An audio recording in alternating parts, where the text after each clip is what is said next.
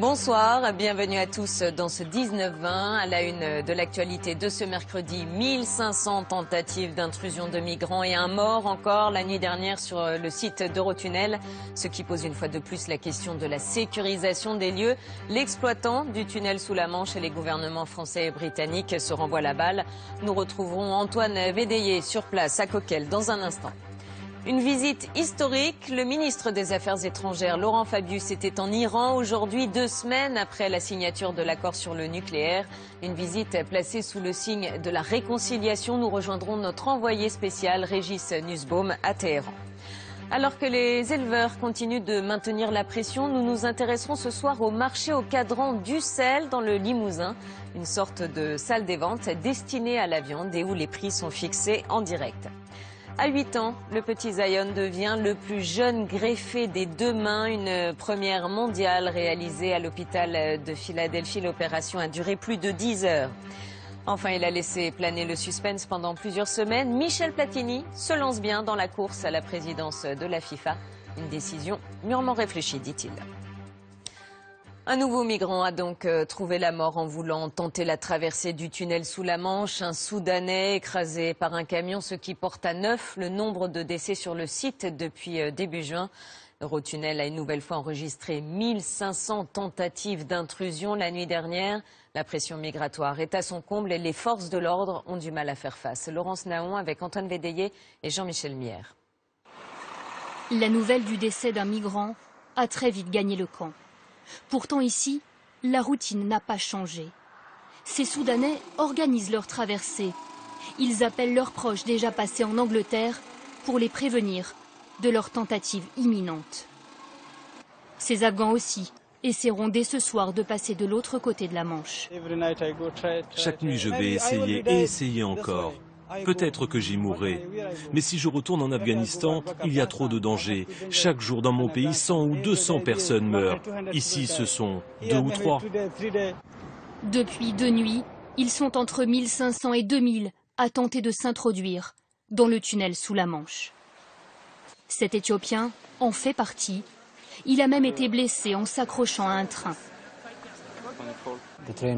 Le train roulait vite, trop vite. Je suis tombé sur le visage. J'ai appris aujourd'hui qu'un homme était mort, hier. Je suis triste, mais ça pourrait m'arriver aussi. Mais partir est ma seule option. Malgré le renforcement de la sécurité, ces migrants sont prêts à tout, y compris à prendre des risques inconsidérés. Ils ne connaissent pas ce que c'est qu'une caténaire, ne savent pas ce que c'est que du 25 000 volts. Plus on augmentera les barbelés, au plus on augmentera les grillages, au plus ils prendront de risques et au plus il y aura de problèmes. Et les forces de l'ordre sont exsangues, en sous-effectif criant pour gérer cet afflux massif de migrants. Lorsqu'on a une dizaine de fonctionnaires de police qui doivent faire face à une centaine de migrants, à un moment, il faut qu'il y ait une réaction vive de la part des collègues. Parce que bon, vous avez vu les conditions d'interpellation, c'est souvent ou sur le site ou sur l'autoroute. Des renforts de police ont été annoncés aujourd'hui pour éviter une nouvelle nuit de tension à Calais. L'exploitant du tunnel sous la Manche et les politiques se renvoient la responsabilité de la sécurisation du site. Selon Eurotunnel, 37 000 migrants auraient été interceptés depuis le mois de janvier.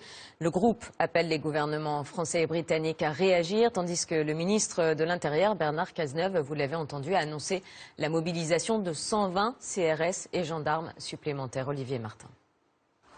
Vu d'ici, on perçoit l'immensité du site. Aux portes de Calais, voici Eurotunnel et ses 650 hectares cernés par 28 km de clôture. Sa sécurisation n'est pas infaillible. Car au quotidien, des migrants parviennent à franchir les grillages. Ils tentent de s'accrocher ensuite aux navettes de fret, malgré les patrouilles et les caméras infrarouges.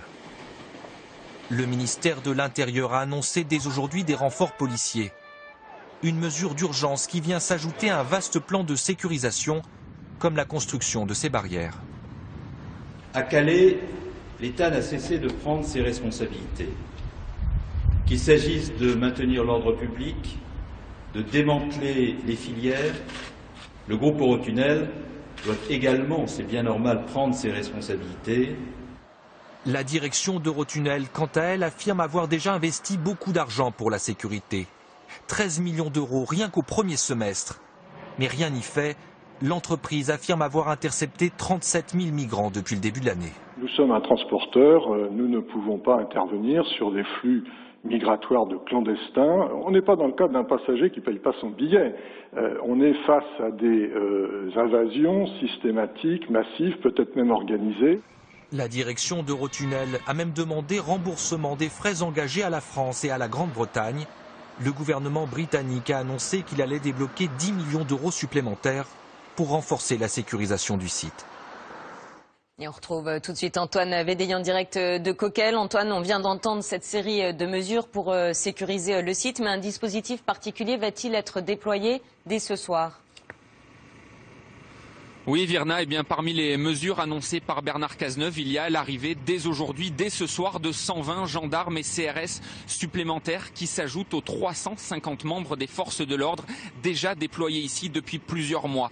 Leur mission sera de sécuriser les zones d'accès à l'Angleterre empruntées par les migrants, c'est-à-dire l'Eurotunnel, mais aussi le terminal ferry du port de Calais.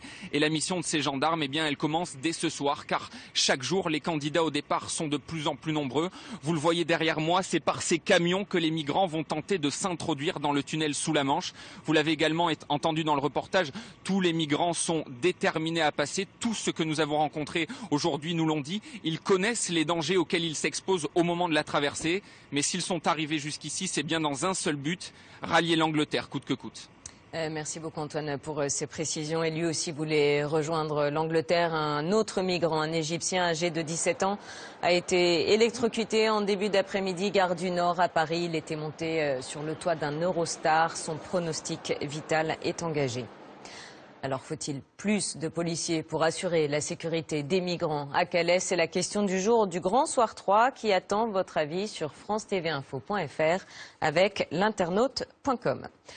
À l'étranger, le premier pas d'une réconciliation entre la France et l'Iran. Le ministre des Affaires étrangères, Laurent Fabius, était à Téhéran aujourd'hui, 2 semaines après la signature de l'accord sur le nucléaire.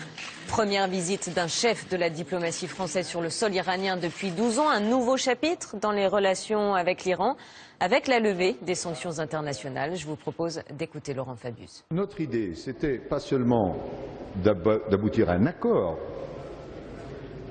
qui est utile pour l'Iran, utile pour la France, utile pour la région, utile pour le monde, et d'abord utile pour le peuple iranien qui va être débarrassé de ces sanctions. Avec la nouvelle donne, la levée des sanctions, la France a l'intention, si l'Iran le veut bien, d'être davantage présente par ces entreprises qui sont au plus haut niveau dans le monde.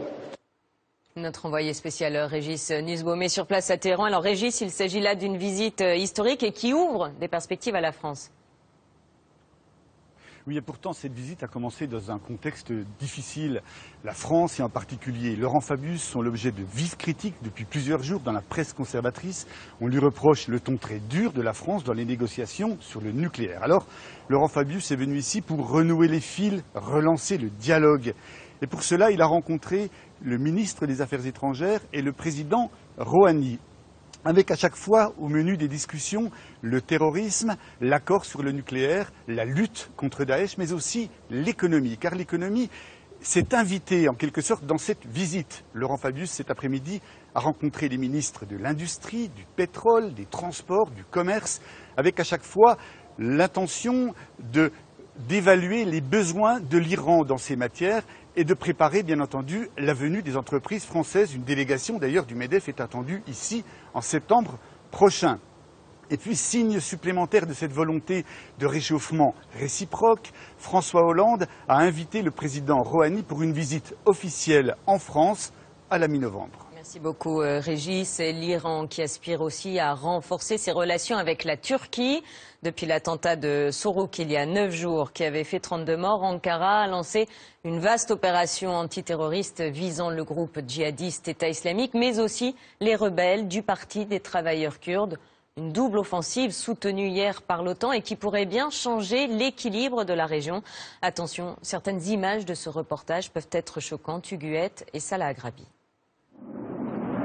L'aviation turque en guerre contre le groupe État islamique. Des frappes en Syrie, les cibles ne sont pas identifiées. Officiellement, c'est une réponse à l'attentat sanglant de la semaine dernière à Sourouk, près de la frontière. 32 jeunes tués par un kamikaze lors d'un rassemblement politique, massacre imputé aux djihadistes. Parallèlement, des dizaines d'islamistes ont été arrêtés sur le territoire. Un virage à 180 degrés.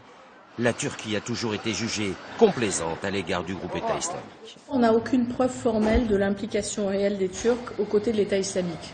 On n'a que des soupçons de complicité. On a l'idée qu'on aurait une sorte de gentleman's agreement entre le gouvernement turc et cette organisation qui repose sur le fait que les Turcs sont obligés de prendre en compte l'ensemble des équilibres régionaux et qu'a priori ils considèrent que c'est une force politique et militaire importante sur le terrain.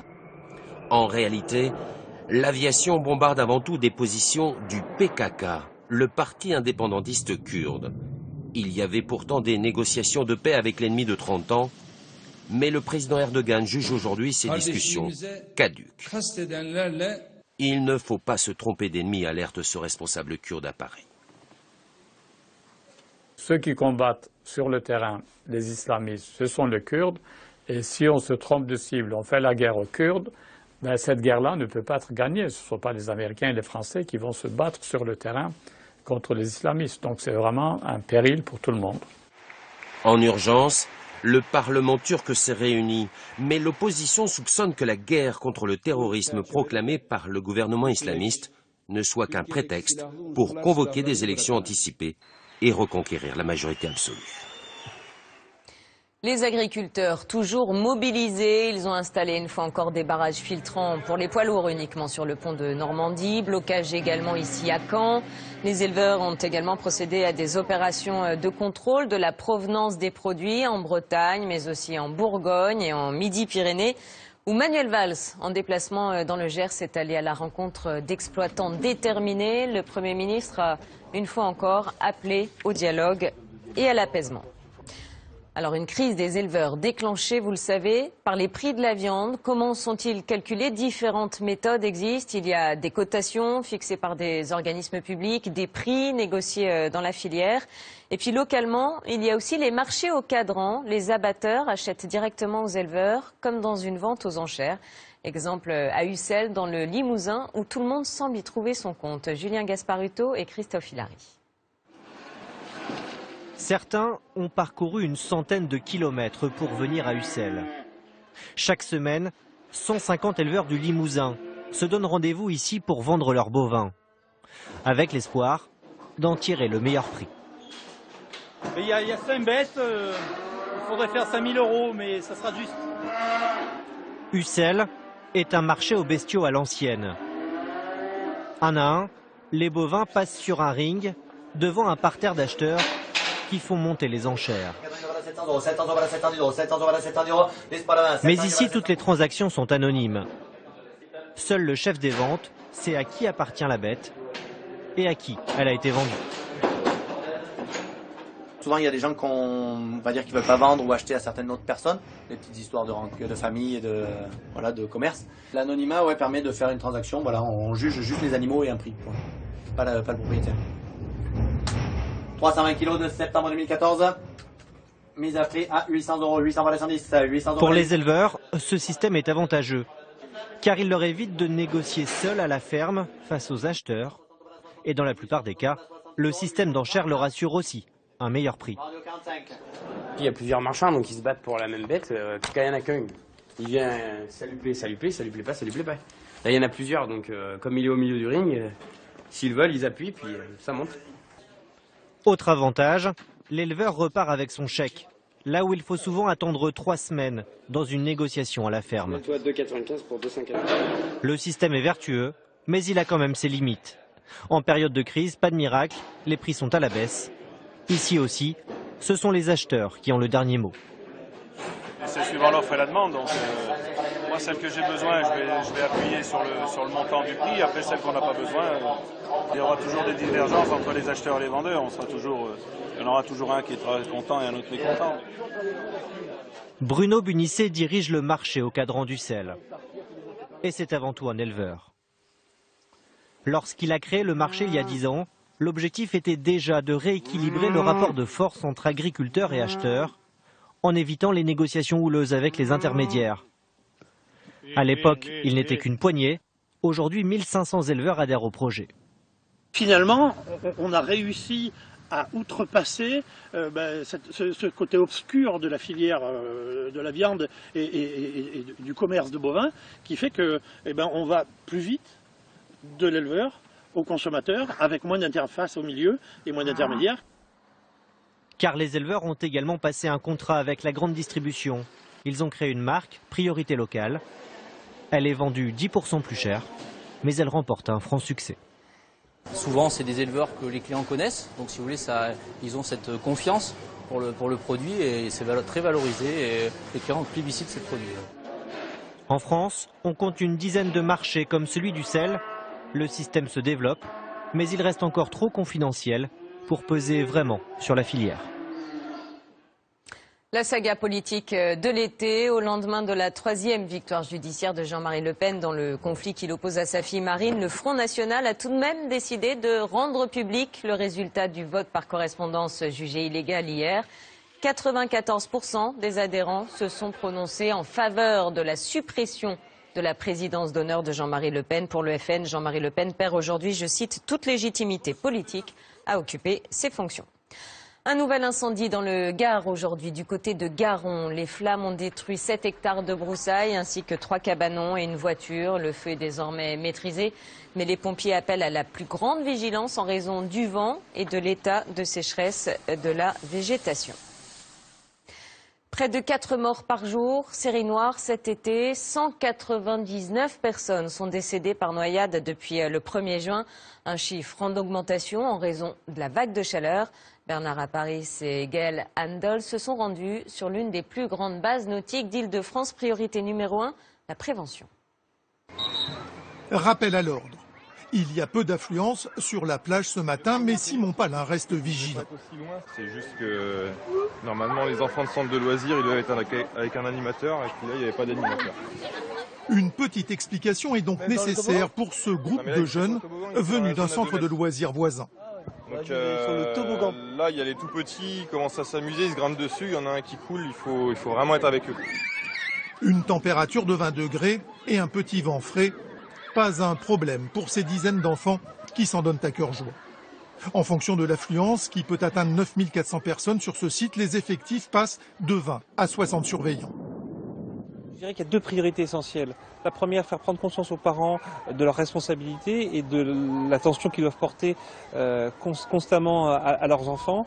Et puis, nous, notre rôle à nous, c'est effectivement de bien organiser la sécurité et la prévention sur cet espace pour le bien-être de tous. Seule cette plage est autorisée à la baignade. Mais la vigilance et la prévention accompagnent les jeunes sur toutes les activités, comme ici, au rafting. Casque, gilet et conseils obligatoires en cas de chute. Jusque derrière les fesses. Pour éviter de se blesser, on doit adopter une position de sécurité. De quoi partir dans les remous en toute sérénité, prêt pour des sensations fortes. Hors zone de baignade, il faut sans cesse rappeler que le danger guette les imprudents. On leur explique pourquoi c'est interdit au niveau des courants d'eau chaude, des courants d'eau froide. Une vigilance indispensable, c'est dans ces zones que les accidents arrivent, en moyenne un décès tous les 2 ans. Et on part à présent au camping dans l'Hérault où l'hôtellerie de plein air est en plein boom. Un essor qui s'est aussi accompagné d'une vraie mutation pour séduire une nouvelle clientèle. Esmeralda Terpereau et Sylvie Bonnet. 1, 2, 1, c'est parti! Pas question de s'ennuyer. Dans ce camping, les activités ne manquent pas. On va au mini-club, club ado. On passe la journée à la piscine, à la mer, puis le soir on sort avec les potes, c'est cool. Remontez les genoux et on se déplace avec les bras. Les gérants des campings ont très vite compris l'intérêt des prestations. Beaucoup se sont inspirés des formules club pour attirer le plus grand nombre. L'animation, c'est vrai que c'était une option il y a quelques années et maintenant c'est une obligation, ça fait partie intégrante d'un séjour en camping. On est très loin de l'image des premiers campings des années 60. T'es venu, il n'est plus de chemin campagnard au détour duquel ne s'installe un campement. Comme on comprend, comprends d'ailleurs ces jeunes gens de préférer au bruit et aux poussières citadines le bord d'une rivière. L'attente existe toujours, mais ce sont les mobil-homes qui sont aujourd'hui recherchés. Ce type d'hébergement a gagné du terrain. Les emplacements ont multiplié en 10 ans. Un confort qui séduit désormais les novices de l'hôtellerie de plein air. Des touristes prêts à mettre la main au portefeuille. Nous, on est là pour 15 jours. On a payé, je crois que c'est 2300 € à peu près. Terminer les séjours de 5 semaines, la tendance actuelle est courte, de 1 à 15 nuits. Alors, il y a encore peu de temps, venaient dans les campings que les gens qui étaient venus eux-mêmes petits enfants avec leurs parents dans les campings. Et maintenant, ça a complètement changé puisqu'on arrive à avoir des gens qui n'avaient jamais mis les pieds dans les campings et qui se retrouvent énormément, qui sont très satisfaits de cette prestation. Avec la montée en gamme des établissements, le chiffre d'affaires du secteur a doublé.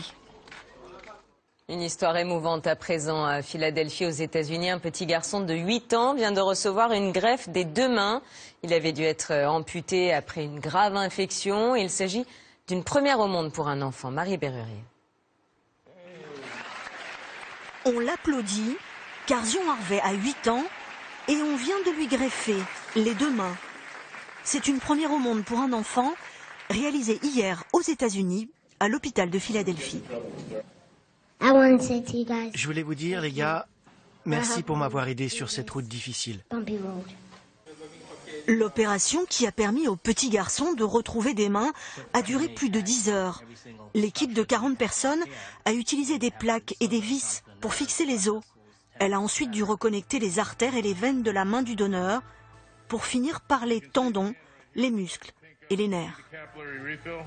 Nous pensons que puisque les mains de Zion sont vivantes et qu'elles sont parvenues en bon état du donneur, nous pensons donc qu'il va grandir comme un enfant normal. Quand j'ai eu 2 ans, on a dû me couper mes mains. Originaire de Baltimore, Zion Harvey vivait depuis 6 ans déjà, amputé des 2 mains et des 2 pieds à la suite d'une grave infection. Il avait réussi à apprendre à manger, à écrire et même à jouer aux jeux vidéo, sans ses mains. Après l'opération, sa maman est bouleversée. Il est extraordinaire. Pour moi, c'est comme une bénédiction. Il est un cadeau de Dieu. Je l'appelle mon ange. Et d'ailleurs, il n'aime pas que je l'appelle comme ça. Mais il est ma force.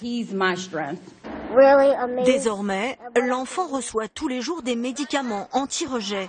Les médecins espèrent le voir rentrer chez lui à Baltimore dans quelques semaines.